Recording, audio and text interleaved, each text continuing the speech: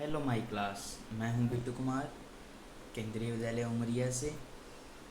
आज हम पढ़ेंगे कक्षा 3 का हिंदी विषय का पाठ नंबर 3, जो एक कहानी है चांद वाली अम्मा। ये कहानी हम पहले पढ़ चुके हैं। आज फिर मैं आपको शॉर्ट रूप में बता देता हूँ, तो ध्यान से सुनिएगा। इसमें हमने पढ़ा था कहानी में कि एक बूढ़ी अम्मा होती है, वह अकेली रहती है और वह घर का खुद ही सारा काम करती है। जब वह झाड़ू लगाती है, तो जब वह आंगन में झाड़ू लगाती है, सारे घर में तो झाड़ू लगाती है, पर जब आंगन में झाड़ू लगाती है तो आसमान उससे क्या करता है, शरारत करता है, उसकी कमर को छू कर चला जाता है। फिर वह आसमान को डांटती है, तो क्या होता है, आसमान दूर चला जाता है। तो यह हर दिन अम्मा जी के साथ, जो बूढ़ी अम्मा थी उसके साथ हर रोज़ होता था।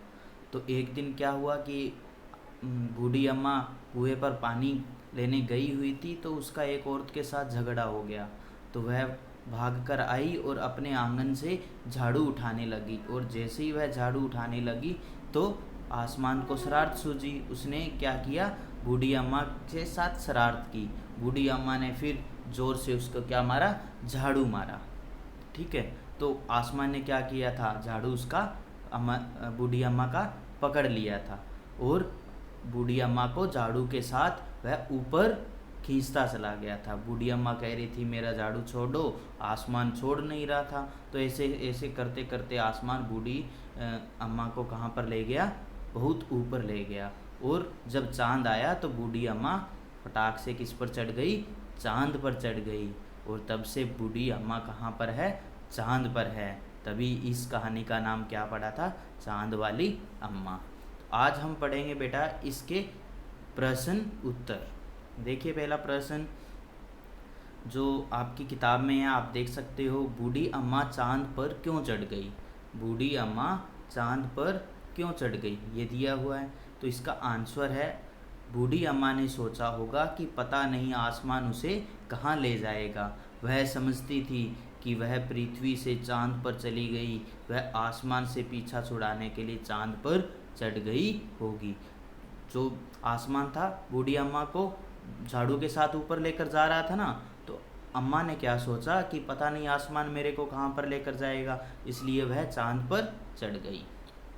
दूसरा प्रश्न है बेटा, चांद वाली अम्मा झाड़ू क्यों नहीं छोड़ना चाहती थी। क्यों नहीं छोड़ना चाहती थी, क्योंकि उसके पास एक ही झाड़ू था, इसलिए जो चांद वाली अम्मा थी अपना झाड़ू छोड़ना नहीं चाहती थी।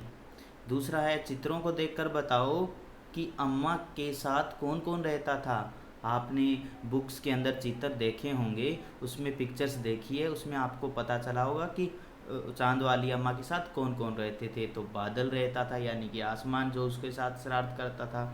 तितली आपने देखी होगी पिक्चर में, आसमान, चिड़िया, झाड़ू, ये सब उसके साथ रहते थे।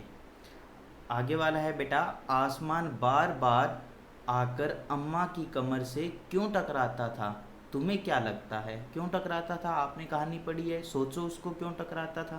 क्यों टकराता था, क्योंकि आसमान बार बार आकर अम्मा को छेड़ने के लिए उसकी कमर से टकराता था। आसमान को शरारत करने में क्या आता था, मज़ा आता था। पहले के समय में आसमान इतना ऊंचा नहीं होता होगा, हमें लगता है कि आसमान के पास ऊपर नीचे जाने की शक्ति होगी। तो वह क्योंकि उसे शरारत करने में मज़ा आता था, इसलिए वह अम्मा की कमर से टकराता था। जब बूढ़ी अम्मा उड़ी जा रही थी तो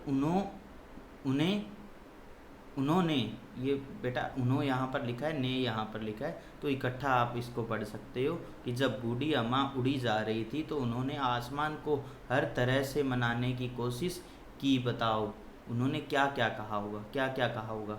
जब आसमान झाड़ू के साथ बूढ़ी अम्मा को ऊपर लेकर जा रहा था तो उन्होंने क्या क्या कहा होगा, आसमान को क्या कहा होगा। उन्होंने घबरा कर क्या कहा होगा, अरे बेटा यह क्या कर रहे हो। घबरा गई होगी ना अम्मा, आसमान ऊपर लेकर जा रहा है, तो घबराते हुए अम्मा ने क्या कहा होगा, अरे बेटा यह क्या कर रहे हो, ये हो सकता है। या फिर उसने गिड़गिड़ा कर, ठीक है, गिड़गिड़ा कर कहा होगा, बेटा मैं नीचे गिरकर मर जाऊंगी, मुझे छोड़ दो। या फिर ये कहा होगा, या फिर तरकीब सूझने पर क्या कहा होगा उसने, बेटा मुझ बुढ़िया को लेकर ले जाकर क्या करोगे, मुझे छोड़ दो, अब मैं तुम्हें नहीं मारूंगी। ठीक है, तरकीब सोच कर कि अब मैं ये कह देती हूँ कि मैं तुझे नहीं मारूंगी तो आसमान मुझे नीचे उतार देगा। तो बुढ़िया मैंने तरकीब सोचकर, आइडिया सोचकर, योजना बनाकर ये कहा होगा। तो गुस्से में क्या होगा, तू छोड़ता है या नहीं, ऐसे कहा होगा ना। यानी कि ये आपके पास अलग अलग मूड के अकॉर्डिंग कि घबरा कर अम्मा ने क्या कहा होगा, गिड़गिड़ा कर क्या कहा होगा, तरकीब सूझने पर क्या कहा होगा, या फिर गुस्से में क्या कहा होगा। ठीक है, उस टाइम अम्मा जी का कौन सा मूड था, उसके अकॉर्डिंग उसने कहा होगा, ये हम सोच सकते हैं। तो ये आप आइडिया लगा सकते हो। तो ये हो गया रूठना मनाना, और कल्पना से, तुम्हारी कल्पना से इतने क्वेश्चन आंसर आपके पूरे हो चुके हैं, आपको ये करने हैं। धन्यवाद।